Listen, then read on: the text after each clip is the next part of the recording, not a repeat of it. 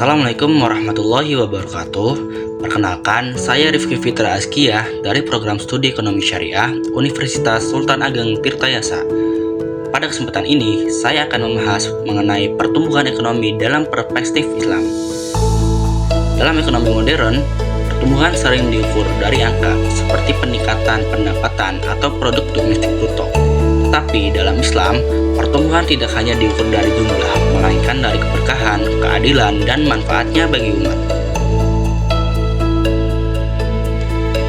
Pertumbuhan ekonomi dalam Islam berarti meningkatnya kegiatan ekonomi yang halal, produktif, dan membawa kemaslahatan bagi banyak orang. Setiap peningkatan ekonomi harus memperkuat kesejahteraan masyarakat, bukan hanya segelintir orang kaya. Rasulullah Shallallahu Alaihi Wasallam menegaskan pentingnya bekerja dan berusaha dengan cara yang jujur. Dalam Islam, kerja keras bukan hanya mencari penghasilan, tetapi juga bagian dari ibadah. Tujuan utama dari pertumbuhan ekonomi Islam adalah mencapai falah, yaitu kesejahteraan dan kebahagiaan dunia dan akhirat.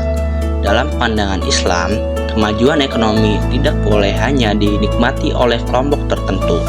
Semua orang berhak atas kesejahteraan dan kesempatan yang adil.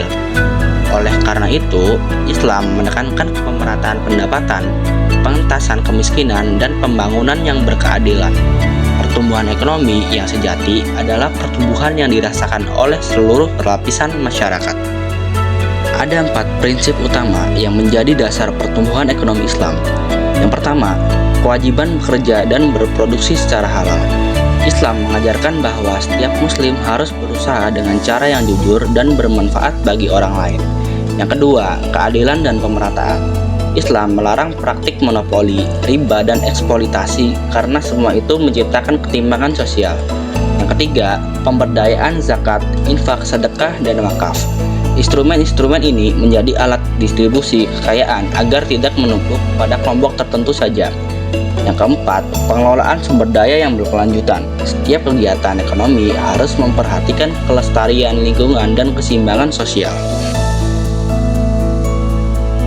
Di dunia nyata, prinsip-prinsip ekonomi Islam sudah mulai diterapkan melalui lembaga keuangan syariah, koperasi, dan program pemberdayaan masyarakat. Misalnya, lembaga zakat kini tidak hanya menyalurkan bantuan konsumtif, tetapi juga mendukung usaha produktif seperti modal UMKM. Sistem ekonomi syariah juga membantu menciptakan lapangan kerja baru melalui investasi halal dan bebas riba. Semua ini menunjukkan bahwa ekonomi Islam bisa menjadi solusi nyata untuk pemerataan dan pertumbuhan yang berkeadilan. Islam menekankan bahwa pertumbuhan ekonomi harus berkelanjutan. Manusia adalah khalifah di bumi, dan tanggung jawab kita bukan hanya mencari keuntungan, tetapi juga menjaga alam serta kehidupan sosial. Pertumbuhan yang merusak lingkungan atau menciptakan kesenjangan sosial tidak akan membawa keberkahan. Oleh karena itu, pertumbuhan ekonomi yang sesuai dengan nilai Islam adalah pertumbuhan yang bernilai ibadah, adil, dan berkelanjutan.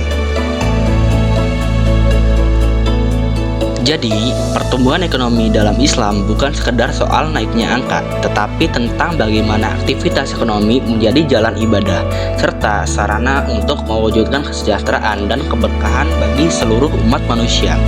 Islam menempatkan ekonomi bukan di atas manusia, tetapi sebagai alat untuk menegakkan keadilan, menghapus kemiskinan, dan menciptakan kehidupan yang penuh rahmat. Ketika prinsip kejujuran, tanggung jawab, dan keberkahan diterapkan dalam setiap usaha, maka pertumbuhan ekonomi tidak hanya menghasilkan kemajuan, tetapi juga ketenangan batin dan kemaslahatan sosial.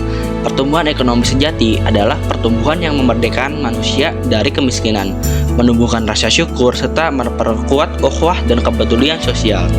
Mari kita jadikan setiap pekerjaan, setiap usaha, dan setiap hasil ekonomi sebagai bagian dari ibadah kepada Allah Subhanahu wa Ta'ala, karena disitulah letak keberkahan yang hakiki. Semoga ekonomi Islam terus tumbuh menjadi sistem yang tidak hanya kuat secara materi, tetapi juga membawa keadilan, kemaslahatan, dan kedamaian bagi seluruh umat. Wassalamualaikum warahmatullahi wabarakatuh.